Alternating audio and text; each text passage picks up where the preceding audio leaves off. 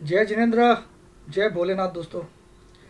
तो आज सैटरडे है, 7:47 PM इवनिंग की, रात की 7:47 हो गई है। और आज मैं कोई टॉपिक लेके नहीं आया हूँ। जस्ट जैसा कि मैं आप लोगों को पिछले वीक भी वादा किया था कि एवरी सैटरडे या संडे को मैं एक बार अपने चेहरे के साथ आऊँगा और हम लोग दिल से बात करेंगे। तो मैंने आज एक वीडियो भी डाला था आपको विलियम्स R% का, तो अच्छा लगा होगा आपको। तो ऐसे मेरे बहुत सारे वीडियोस अगर आप खोजोगे तो आपको इतने मिलेंगे। कुछ स्ट्रेटेजीज भी है, बैंक निफ्टी बाई वीकली बोल के भी एक है। तो आप बहुत सारी चीज़ें आप देख सकते हो।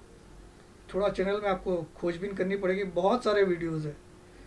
तो अगर आप खोजोगे तो आप घर बैठे भी बहुत कुछ सीख सकते हो इस लॉकडाउन के दौरान, क्योंकि लॉकडाउन फिर से एक्सटेंड कर दिया है हमारे PM साहब ने, और इसको 17 मई तक एक्सटेंड किया है। तो कई चीज़ें खुलने वाली भी है, लेकिन वो सब ग्रीन जोन में है। तो जो मेजर सिटीज़ ऑफ इंडिया है वो सारी या तो रेड जोन में है या फिर ऑरेंज जोन में। तो अब हम एक चर्चा करते हैं कि देखिए, स्टॉक मार्केट में लोग पैसा क्यों कमाते नहीं हैं। सबसे एक जो मेजर कारण है, एक तो बिना जानकारी के स्टॉक मार्केट ज्वाइन कर लेते हैं और उनको ये लगता है कि बहुत ही आसान काम है स्टॉक मार्केट में पैसा कमाना और ट्रेडिंग करना बहुत ही इजी है। लेकिन ये इतना आसान नहीं है दोस्त। हर एक इंसान को लगता है कि बहुत इजी है, आराम से पैसा बनेगा, शॉर्ट कर दो या लॉन्ग कर दो। लेकिन अगर इतना आसान होता तो मैं आपको बोलता हूँ, ना कोई टायर की दुकान होती, ना कोई राशन की दुकान होती, ना कोई कपड़े की दुकान होती, सिर्फ स्टॉक मार्केट होता। मैं बोलता हूँ this earning money from stock market by trading not investment is the most difficult job in the world is the most difficult। और ये बातें मैं तब कर रहा हूँ जब मेरा इस स्टॉक मार्केट से संबंध 33 साल पुराना हो गया। I am 33 years experienced in stock market, that too continuous। my age is only 46। from the age of 13 I'm in the stock market guys। from the age of 13, 13 साल। जब बच्चा कुछ समझता नहीं तब से। बहुत बच्चे तो आज के 13 साल में कुछ समझते भी नहीं। तो तब से मैं हूँ और मैंने ये पाया है, it is the most difficult job to earn money from the stock market by doing trading. Why? सबसे पहले तो एक डिसिप्लिन ट्रेडिंग होती नहीं है हमारी। हम लोग जैसे सुबह 9:15 जैसे, ये टाइम तो चेंजेस होती रहती है हर साल, हर 10 साल में, 5 साल में टाइम नहीं चेंज होती है। तो अभी हमने 9 बजे भी देखा हुआ है, कई टाइम देखी हुई स्टॉक मार्केट की 9:30। तो अब 9:15 है। तो 9:15 जैसे ही मार्केट खुलेगा सोमवार को अभी, तो लोगों को लगे क्या खरीदूँ, क्या बेचूँ, क्या नहीं। थोड़ा सा भी पेशेंस लेवल नहीं रखेंगे कोई भी कि भैया थोड़ा रुक जाओ, let the market settle for 1 hour at least. सबसे पहला रूल आप लोग सीख लीजिए। ये मैं चर्चा कर रहा हूँ, कोई ये नहीं है कि गाइडेंस, लेकिन अगर आपको अच्छा लगे तो इसको अपनाइएगा। सबसे पहला रूल ये है कि पहले 1 घंटे, अगर आपका कोई पोजिशनल ट्रेड है ऑलरेडी और अगर आपको उसको उसमें प्रॉफिट बुक करना है या उसमें लॉस बुक करना है, that is very much allowed, आप करिए। लेकिन जो फ्रेश ट्रेड करते हो, let the market settle for at least 1 hour. Market को 1 घंटे सेटल हो जाने दो। क्या हाई बना, ये जो जितनी लोग आपको 15 मिनट की, 5 मिनट की कैंडल स्ट्रेटेजी देते हैं, मैं उनको हाथ जोड़ता हूँ। तुम अगर पैसा कमा सकते हो तो तुम कमा के दिखा दो यार। क्यों लोगों को बरगला रहे हो? 5 minutes candle strategy, 10 minutes, 15 minutes, ऐसा करोड़पति, ऐसा अरबपति। अरे भैया कुछ नहीं होता। Let the market settle for 1 hour at least. Let the market में कुछ डाटा आ जाए 1 घंटे का, तब आपको पता चलेगा किस लेवल पे खरीदारी हो रही है, कहाँ रुकावट मिल रही है, कहाँ ये। फिर आपको एक स्मार्ट डिसीजन लेना कि मार्केट अभी है कहाँ पे। अगर आपको थोड़ी सी भी टेक्निकल्स की नॉलेज है तो आपको मैं आज 1-2 इंडिकेटर के बारे में थोड़ा सा हल्का सा बेस नॉलेज देता हूँ, फिर हम अपनी बातें वापस कंटिन्यू करेंगे, ताकि हर एक इंसान जो स्टॉक मार्केट में ट्रेडिंग करता है उसको ये आइडिया हो जाए कि एक्चुअल में मार्केट कब जाके ओवरबॉट हो गया या तेज़ी ख़त्म होने वाली है या मंदी ख़त्म होने वाली है, वो खुद पता लगा सकता है। चलिए मैं बताता हूँ, कोशिश है मेरी।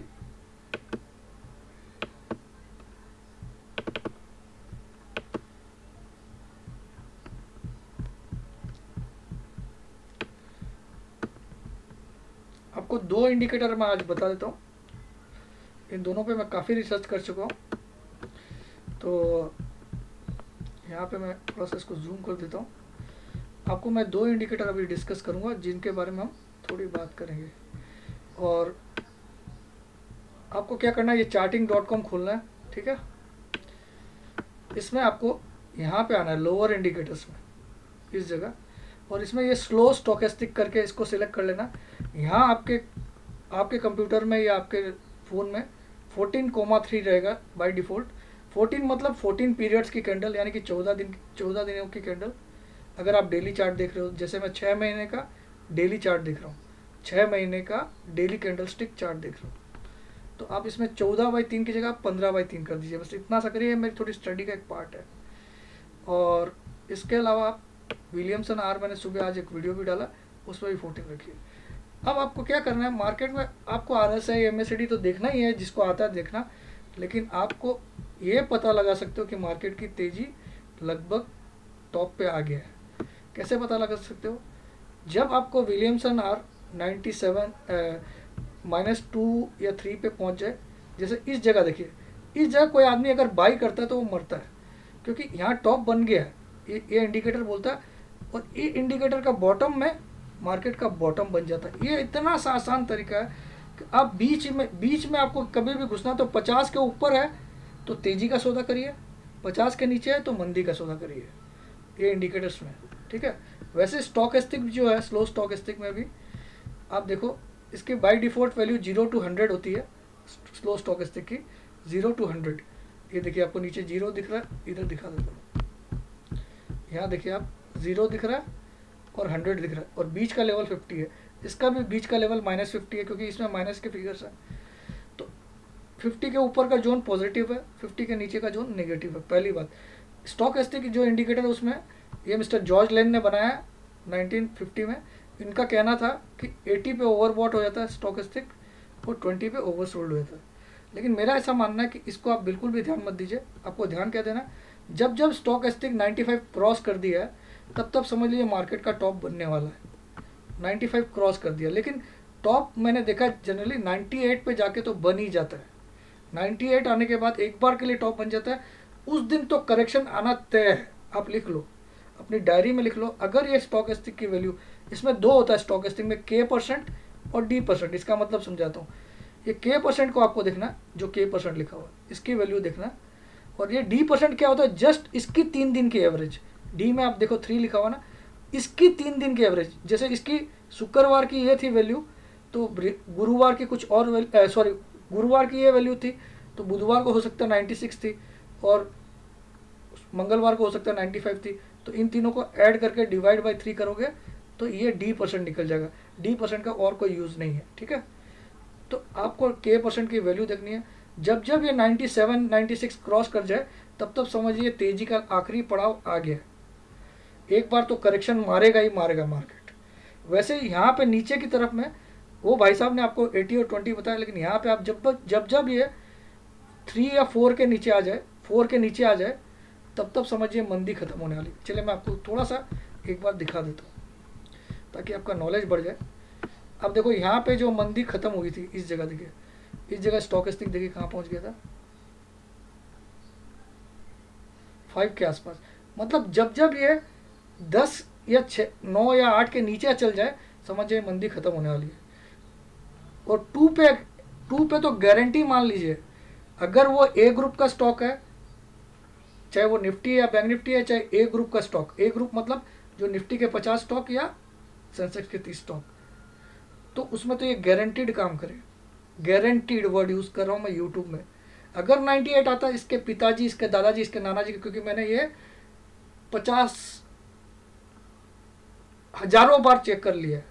कल भी जब ये 98 के ऊपर आया था स्टॉकेस्टिक, मैंने बोला, लिखा था वहाँ पे अपने चैनल में, अपने ग्रुप में, कि 9870 चल रहा है निफ्टी फ्यूचर, गारंटीड गिरेगा। ऐसा वर्ड यूज़ किया था, आपने देखा होगा मेरे वीडियोस। तो ये 98 आ गया था। तो 98 आया था तो इसके पिताजी को गिरना पड़ता है वापस। जो जो मिस्टर जॉर्ज लेन ने बताया वो बोला 80 पे ओवरबॉट और 20 पे ओवरसोल्ड होता है, लेकिन उसके काफ़ी नीचे जाता है ओवरसोल्ड, और ओवरबॉट के भी काफ़ी ऊपर जाता है। वैसे इसमें भी देखिए विलियमसन में भी -20 पे ओवरबॉट होता है और -80 पे ओवरसोल्ड होता है। लेकिन क्या ये मानता है? ये तो नीचे तक जाता है, 0 तक। देखिए आप, जाता कि नहीं? ये तो इस जगह आपको पता ही चल जाएगा कि आपको तेज़ी खत्म होगी। तो कल देखिए ये 97 के आसपास क्लोज हुआ है, 97.38। तो इसको वापस तेज़ी भी करनी है तो एक बार तो इसको 90 के नीचे तो आना ही पड़ेगा। तो 90 के नीचे आएगा तो कम से कम 9400 या 500 तो इसके पिताजी को आना पड़ता है, समझ में? वहाँ से फिर से रिबाउंड कर सकता है, ऐसा नहीं है कि नहीं आएगा। देखिए कई बार ये ऐसा हुआ है कि ऊपर रहा, फिर थोड़े दिन यहाँ चला है, नीचे आके वापस ऊपर चला गया। मैं दिखाता हूँ, जैसे यहाँ पे देखिए, यहाँ पे ओवरबॉट हुआ था, फिर थोड़ा नीचे आया, फिर से वापस ऊपर आया, फिर से ओवरबॉट नीचे आया। तो लेकिन एक बार तो आपको करेक्शन मिल जाएगा। जब ये 98 आएगा तो आप आंख बंद करके, आपको बीच में कभी भी घुसना है। सपोज इसकी वैल्यू 63 चल रही है, यानी कि ये 50 से ऊपर है, यानी कि आपको सौदा हमेशा बाई करके खेलना है जब तक कि ये 50 के ऊपर है। और जब जब ये 95 क्रॉस कर जाए तो बाई का अंत होने वाला है, ये समझ जाइए। और जब जब ये 50 के नीचे चल रहा है, सेल करके ही खेलना है। लेकिन जब जब ये 5 के नीचे चला जाए, समझिए मंदी भी खत्म होने वाली है। ये तरीका आप सिंपल तरीके कुछ यूज़ कर लीजिए। चलिए अब हम अपनी वापस बातें करते हैं, क्योंकि मैं ये टेक्निकल क्लास के लिए नहीं किया हूँ ऑलरेडी। ऐसे मैं बहुत सारे वीडियो डालूंगा, घबराइए मत, आपको घर बैठ के एजुकेट करूँगा। फिर जब लॉकडाउन खुल जाएगा तो मेरी क्लासेस भी स्टार्ट होगी। और आज आपको मैं खुल के बताता हूँ, अब मेरी कोई भी क्लास में मैं 20,000 रुपये से प्राइस कभी ज़िंदगी में कम नहीं रखूँगा, क्योंकि मैंने देख लिया जितना कम किया वो मेरा ही नुकसान है। प्लस जो लोग आते हैं वो लफाड़ू लोग ज़्यादा आते हैं, 5-10 हज़ार में सीख के, और वो करते। क्योंकि मैं आपको एक चीज़ और आज बताता हूँ खुल के, स्टॉक मार्केट में कभी भी आना, जब तक आपके 1-2 लाख रुपया कम से कम नहीं है, मत आइए। किसी की भी बात मत सुनिए। जब तक आपके पास 2 लाख रुपया नहीं है, मत आइए। ये 10-20 हज़ार लेके आते हो, फिर रोते हो, 10 दिन में ख़त्म हो जाते हैं, क्योंकि आपका एक ट्रेड रॉन्ग हुआ, 10,000 साफ, फिर किसी दोस्त से मांग के, फिर उस एडवाइज़र को या उस आपको जो गाइड करा उसको गाली देते हो। उससे बेटर आप मत आइए। और 2 लाख डालने के बाद भी आपका कोई भी सौदा में आपकी रिस्क कभी भी 20,000 से ऊपर होनी ही नहीं चाहिए। It should not be more than 20,000 in a single trade. समझ में आया आपको? एक ट्रेड में आपकी रिस्क कभी भी 20,000 से ज़्यादा होनी नहीं चाहिए। अगर आप 2 लाख रुपए लेके खेल रहे हो, एक सिंगल ट्रेड में कभी भी आपके रिस्क 20,000 से ऊपर नहीं होनी चाहिए, in any worst case also. समझ में आया?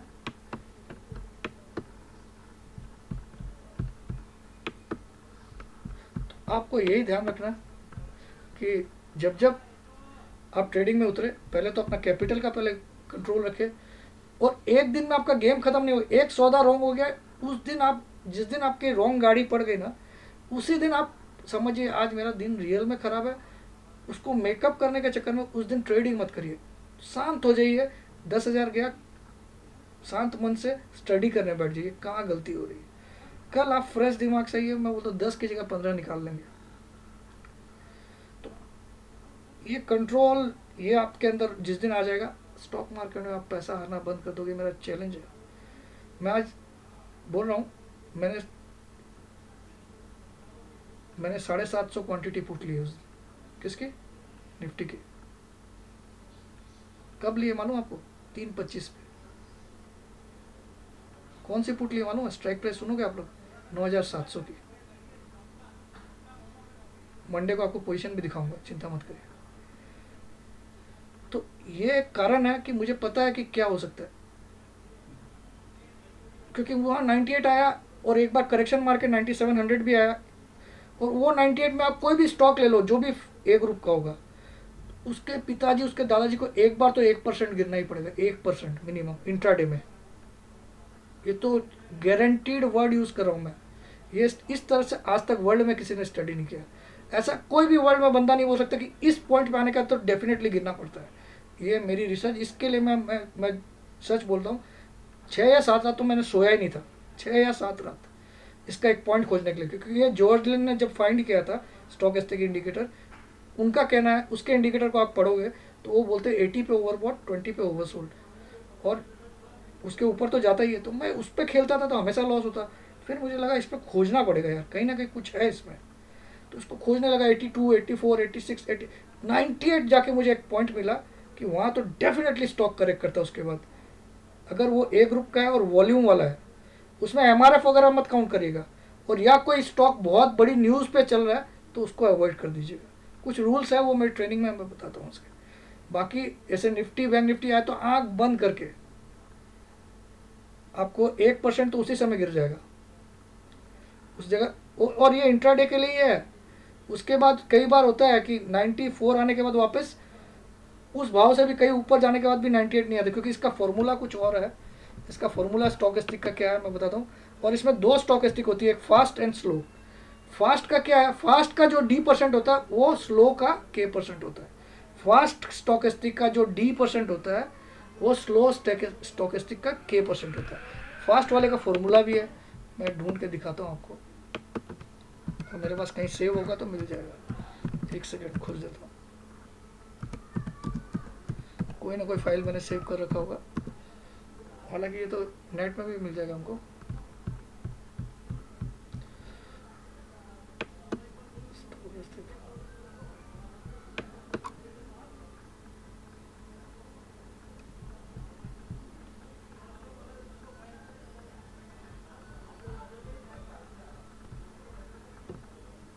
चलिए, इसको इतना टाइम नहीं लगा था, मैं डायरेक्टली गूगल में खोज के दिखा देता हूँ। आप लोग ढूंढ लीजिएगा, हालांकि है बहुत इजीली मिल जाएगा। K% का ही फॉर्मूला रहता है, और K% का 3 दिन का एवरेज D% होता है। लेकिन ये जो फॉर्मूला ये फास्ट स्टॉकेस्टिक का है, और इसी से आप स्लो स्टॉकेस्टिक निकाल सकते हो। कैसे? फास्ट स्टॉकेस्टिक का ये मेरा ये वीडियो ही है, स्टॉकेस्टिक फॉर्मूला एक्सप्लेन। चलिए ये वीडियो ही आप लोग देख लीजिएगा, मेरा इसके बारे में एक वीडियो है, जय इस नाम से मेरा वीडियो। अब मैं आप तो चलिए इसमें है ऑलरेडी एक वीडियो, आप लोग उसको देख लीजिएगा। चलिए इस बहाने आप मेरा वीडियो भी देखोगे, ठीक है।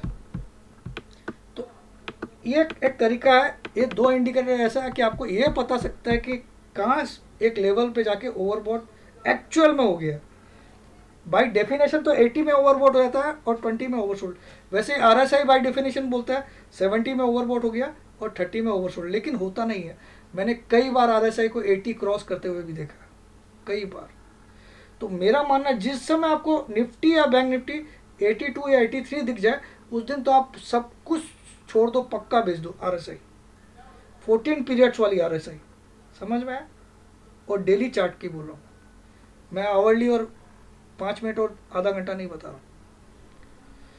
तो बस यही सब है, अगर आप थोड़ा सा ध्यान दो दोस्तों तो आपका लॉस होना बंद हो। क्योंकि आपका जो पैसा जा रहा है ना, वो सिर्फ आपका नहीं जा रहा दोस्त, पूरे आपके परिवार का भविष्य भी जा रहा है इसके साथ। और मैं इतने लाखों लोगों को जान गया हूँ जो आते हैं जुए की तरह इसको खेलते हैं, हार जाते हैं, फिर इस मार्केट को गाली देते हैं और उन यूट्यूबर्स को गाली देते हैं जिनका कॉल देख के वो फ्री में खेल दिए। अरे भैया तुम अपना इसको यूज़ करो, इसको तुम कहाँ पैसा डाल रहे हो, you don't know.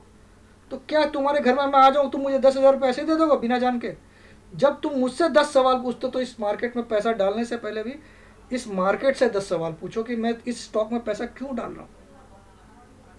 That's it. आज बड़ा नहीं करूँगा वीडियो, क्योंकि जब भी मैं आपका वीडियो चल रहा हूँ, इस रूम में मेरे AC नहीं है तो मुझे फ़ैन बंद करके वीडियो चलाना पड़ता है। और जिस रूम में AC है वहाँ बच्चे खेल रहे हो रहे हैं तो उनको मैं डिस्टर्ब नहीं करना चाहता हूँ, तो मैं आपके सामने फ़ैन बंद करता हूँ ताकि आपको फ़ैन की आवाज़ नहीं आए। तो इतनी मेहनत आपके लिए करता हूँ दोस्तों, तो लाइक्स कर दीजिएगा, शेयर करिएगा। और अभी लॉकडाउन खुल जाए तो मैं इसमें AC ही लगवा लूँगा। The very next day the lockdown opens I will put AC here also. So दोस्तों ये मैं बोल रहा हूँ कि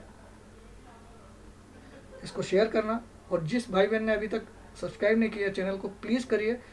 और मेरे चैनल के सब्सक्रिप्शन को कम से कम भी आप लोग 50,000 तक आपको पहुंचाने का वादा है अगस्त तक। मैं टाइम दिया हूँ आपको अगस्त तक। अगस्त तक अगर ये 50,000 का फिगर क्रॉस नहीं किया तो अगस्त 31 के बाद सितंबर 1 से मैं वीडियो बनाना ही बंद कर दूंगा, ये मेरा वादा है। आप लोग के लिए नहीं, किसी के लिए भी नहीं बनाऊंगा, कोई भी हो, क्योंकि इतना मैं मेहनत कर रहा हूँ, इतने आपके लिए दिन रात एक कर दिया हूँ, चाहे छुट्टी हो चाहे नहीं हो।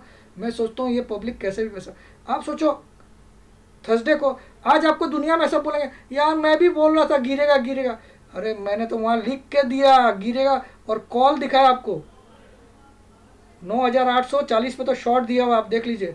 उसका स्टॉप लॉस दिया हुआ 10,056 का और टारगेट दिया हुआ है 9,500 विदिन 8th में, वो आपने सबने वीडियो में देखा है।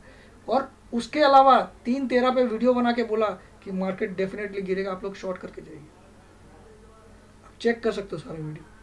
तो इतना लाइव गाइडेंस सब कुछ दे रहा हूँ, तो मेरा हक बनता है सब्सक्रिप्शन का, शेयर का और लाइक्स का।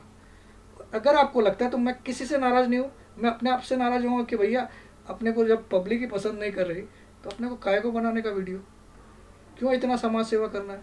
खुद का दिमाग लगाऊंगा, पैसा कमाने पे ध्यान दूंगा। आप लोगों से मैं चाहूँ तो मैं यहाँ पे कम्युनिटी बॉक्स ये चैनल लगा सकता हूँ, ये क्या बोलते हैं बटन, इसका सब्सक्रिप्शन का बटन ऑन हो जाता है इसमें यूट्यूब में, मेरे को एनेबल है वो, आपको मालूम है। मेरा तो 30,000 सब्सक्राइबर कभी क्रॉस हो गया, जिसके जिसके 10,000 उनको भी यूट्यूब ने बटन दे दिया। तो आप चाहो तो मेंबरशिप का बटन ऑन कर सकता हूँ मैं, और फिर मैं जिस दिन बोल दूँ कि आपको 1100 रुपया महीना का देना पड़ेगा तभी आप मेरा वीडियो देख सकोगे। और मैं चैलेंज करता हूँ आपको देना पड़ेगा, क्योंकि ऐसा वीडियो दूसरा कोई नहीं बनाता है, किसी की ताकत भी नहीं है, इतना नॉलेज है ही नहीं।